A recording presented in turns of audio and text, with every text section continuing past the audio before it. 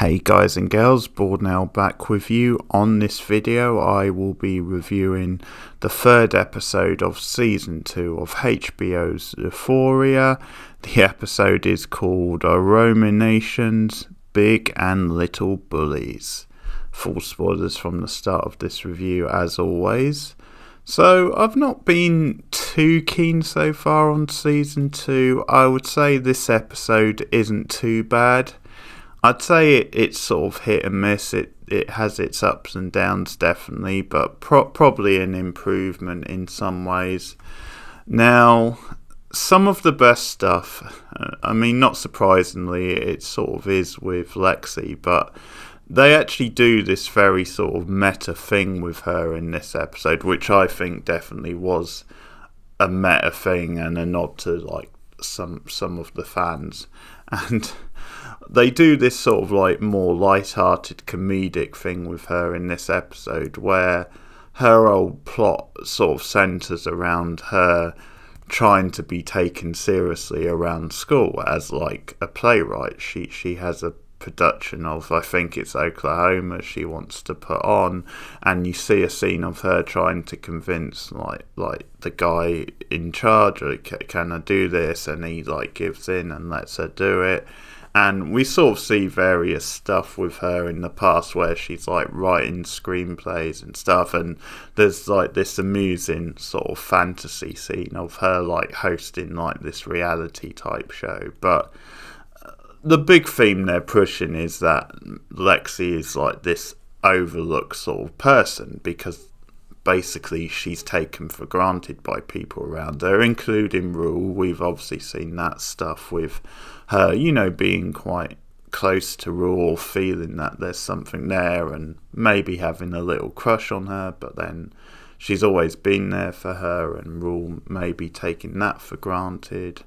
Obviously members of her family overlooking her, and that's sort of to do with this thing with her wanting to do a play and wanting to be taken a bit more seriously. So we see her, like casting for the school play.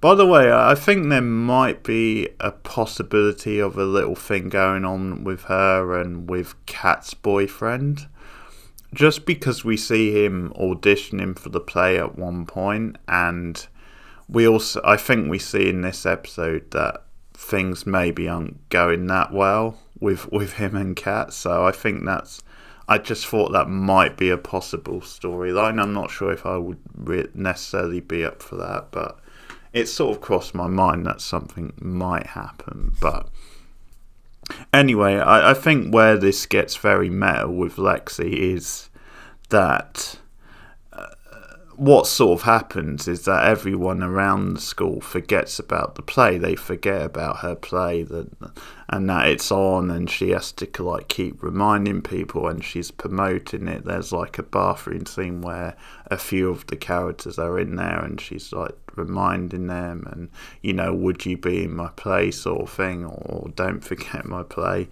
And I think it is an extra meta sort of joke where they're nodding to the fact that people like me and certainly some other of the audience are actually really like Lexi as a character and think that she gets overlooked for, well, pretty much most of the other characters. So I think the fact you have this storyline with Lexi looking for a bit more of attention, looking for a bit more respect, and then, people just forgetting that her play's on, I think to me, that was very meta, and I did actually enjoy that. Now, hopefully, they address the problem of Lexi being a bit overlooked. Now, there is one good scene with Cassie in this episode, and it is to do with the play and stuff, because there's a gag about, when they're in the bathroom, a gag about Cassie, being dressed up like someone in Oklahoma. So they do this whole thing where the characters are saying, you look like someone in Oklahoma, are you sort of in the play? And it sort of ties into Cassie dressing up more and more like sexy at school, and it's again to do with Nate, where she's trying to get his attention, and we see her day after day reapplying the makeup, dressing up in more sexy ways, and like walking down the hallway, walking past him casually, looking sexy, looking at him to see if he notices. So it obviously partly to do with that, her just looking sexy in this sort of southern type outfit, but it's a fun gag because she actually does. It is that sort of way that she looks like a character out of Oklahoma, and it becomes this big melodrama where you think I look like someone out of Oklahoma. That's as good as it gets with Cassie in this episode, because once again, I am bored to tears with the whole like love triangle stuff with Cassie and Nate and with Maddie. It is just so boring. It's so repetitive, and you just don't care enough about Nate as a character, or at least I don't, because I just see him as this shell of a shallow, like Bret Easton Ellis type guy who is just kind of nasty, and he has the occasional nice moment, but overall I think he's just very shallow and nasty and just very empty as a character. And in the first season, as I said, they did something with him where there was a bit of a mystique, a bit of an edge, and some things going on that were quite interesting, but you've really lost that now. And to actually try and make us care about this love triangle, I think it's dead in the water. I really don't care about this storyline. I really don't buy that Cassie would keep obsessing over this just because they made out and connected at the party.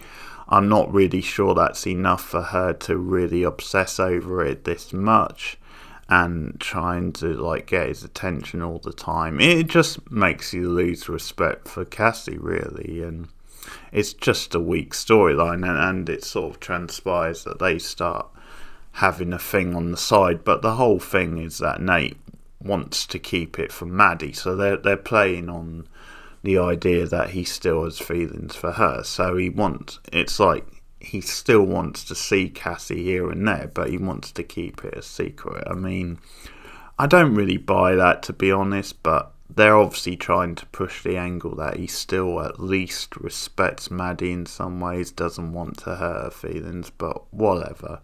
Definitely a low light of the episode. Speaking of Nate, we get some backstory with Kel. Like, he's the latest to get like the flashback treatment. We see him in the past and his upbringing, and how he was actually, we see that he has a homosexual side. First of all, in true Euphoria style, we see him like ridiculously erotic, shagging all these girls, and we see how his partner became pregnant with Nate.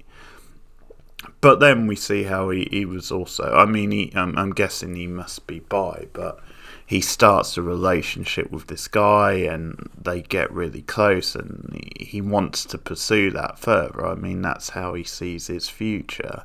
But then he gets the phone call and the girlfriend tells him I'm pregnant and all that, and it sort of breaks his heart, but we get that stuff in the backstory. And there's also this scene with Kel in the present where he's gone to like the drug dealer's house, and again there's more extreme stuff in this scene which doesn't really do a lot for me, but when they catch him and Ash, the young kid, starts smashing his head lots of times, but it sort of comes out and they talk about, like Cal knowing about, or Cal seeing Jules, like, and him claiming he didn't know she was only 17, and the stuff with that, and, the drug dealer guy just says, get out. I don't want to see you anywhere near, otherwise I'll kill you, basically. And then that's the most of that stuff. But we also open with again some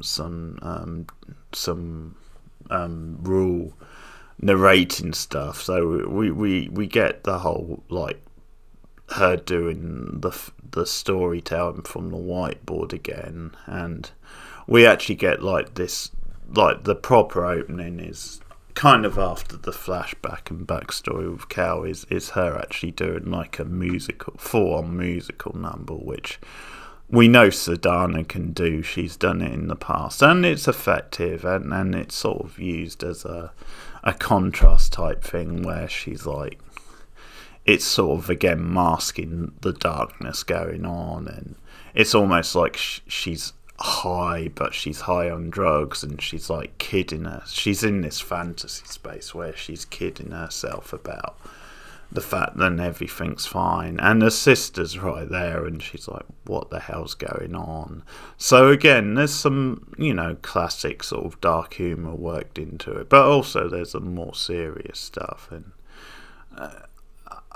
sometimes I think it's a little bit too show off. I think sometimes it feels a bit like they're just doing like a spectacular musical sequence just for the sake of it, rather than because it adds that much. But I can't deny it. It's an eye-catching scene. It's well done, and she's a great performer, Sedana. She knows how to do those stuff, and her physical movements. So it's sort of a nitpick, which I can't complain too much, but I think it says something that some of the lighter moments in this episode were actually the standout.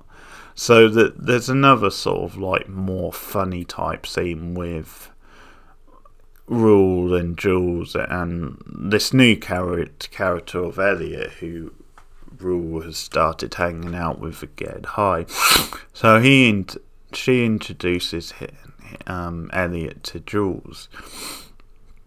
And Jules is a bit on edge because she's worried, is this guy corrupting her, and is he trying to bang her, basically? Is he interested? And you get this whole sequence when they're first introduced, where she's asking him all these questions and sort of asking him, stuff about his sexuality and stuff, and and just questioning him, and it's really funny. It is a funny scene, actually. It's as I said, a lighter-hearted, more light-hearted scene, which I think you do need to have sometimes in a show like this. So that scene I didn't mind too much. That was pretty good stuff, but it does say something about how indifferent I am to this season so far, than some of the better moments were light-hearted. So that's Euphoria for the week, episode 3 of season 2. If you've been following it along, let me know your thoughts so far in the comments below. What do you think of the season so far? What has been some of your favourite storylines or characters? What do you think of the Cassie love triangle stuff? Are you more excited about it than I am? Couldn't you care less? Let me know your thoughts, and also share me out on social media. Look out for more TV reviews coming soon. But thanks for listening. See you later, guys.